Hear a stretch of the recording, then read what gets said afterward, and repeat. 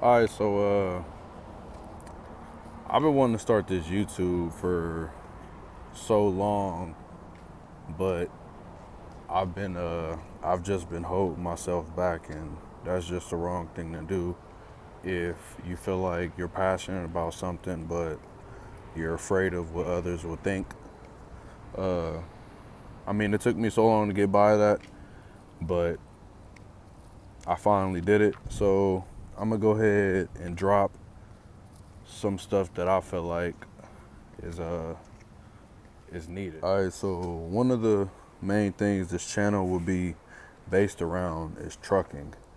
And before I get into any of the details of the stuff that I'm gonna tell you and the must-haves and all that, I want to just basically start off by saying, do not come if you're not clean. You do not want to start trucking, start the process and all that if you're not going to pass the drug test. That's just idiotic, and it'll be on your record. So there's no point in really coming and wasting weeks of the hiring process, and then on the say so day you're getting removed because you couldn't pass the drug test. At that point, you're not really thinking too much, and it's like 3 to 4 people that's getting called out per class.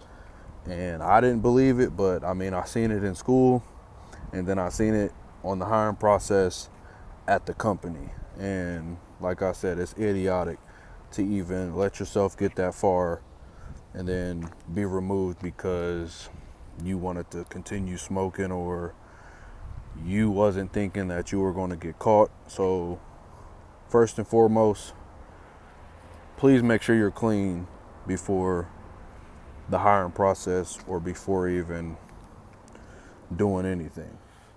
So the process of Roadmasters is their process. They would like for you to have your permit before starting school, because uh, on the fourth day they're going to need you to have everything done by that day, because if you don't, you're going to have to go to the BMV on break at the school and go take your general knowledge, your combinations, and your air brakes. And if you fail that bitch, thank God you get to go back the next day.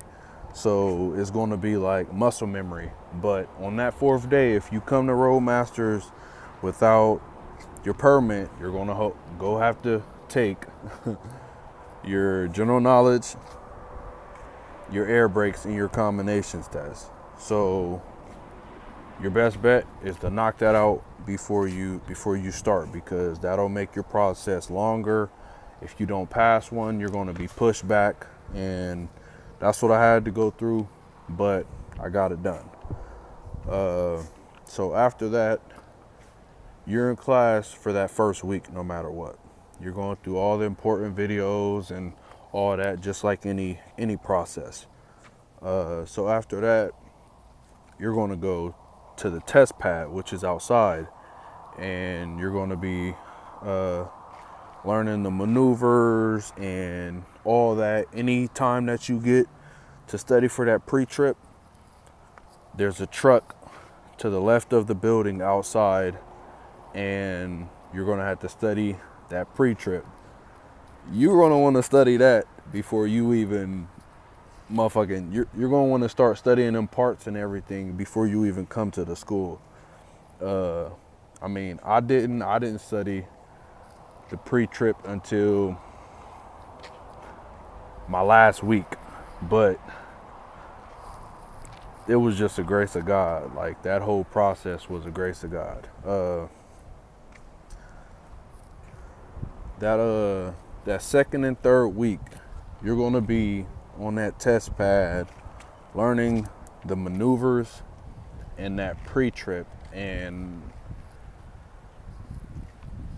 I kid you not, that pre-trip it's not as hard as most people think. Once you identify the pieces and the location, you're going to basically know what to say. It's muscle memory, like I said, metals and rubbers. That's basically like they're going to have the same meaning. There's going to be a few different switched up, but it's really all the same. The hardest maneuver, I would say, is blindside parallel parking.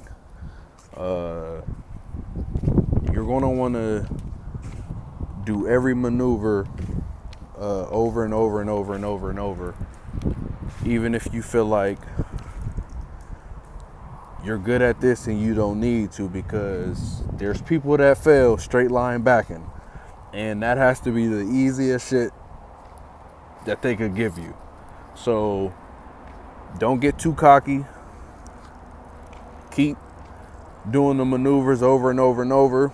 I was doing it back in fucking July, January, and February, and that shit was cold. So I was mad. I would go inside when I wasn't driving, and I felt like people was doubting me because I was doing that. They felt like I wasn't really locked in. But at the end of the day, you know what you're capable of. And if you're paying attention, then you're paying attention. Nobody can tell you if you're paying attention. But yeah, that second and third week, you're going to be doing maneuvers, and then in between maneuvers throughout the day, half of the day, you're going to go on the road, and you're going to start learning on how to drive around in the city, and how to make wide turns, and what to look out for.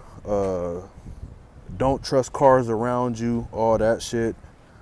And then when the test day come, it's gonna be you and the test instructor. They're not gonna say a damn word to you. So you better make sure you study. You better make sure you on top of your game. I mean, if you slip up during a pre-trip, you got time to catch yourself. Don't get too nervous about it, because it's not that difficult. It's really not. And that's the blessing about trucking. You don't need a degree. And it's not that hard to get into. And it's not that hard to stay in it either. But nonetheless, once you're in it and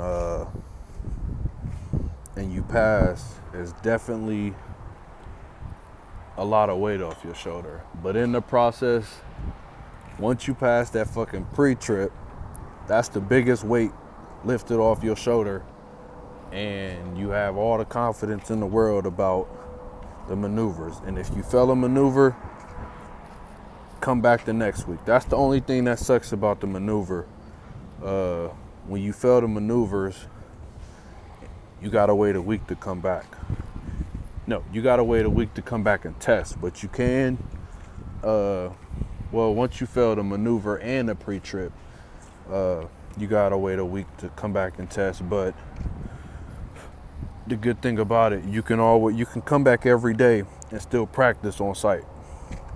That stuff is always available to you during the hours of operation. But the process really isn't that hard. And that's where I'm gonna end the video. Check out my next video, and I'm gonna drop some heat on you then too.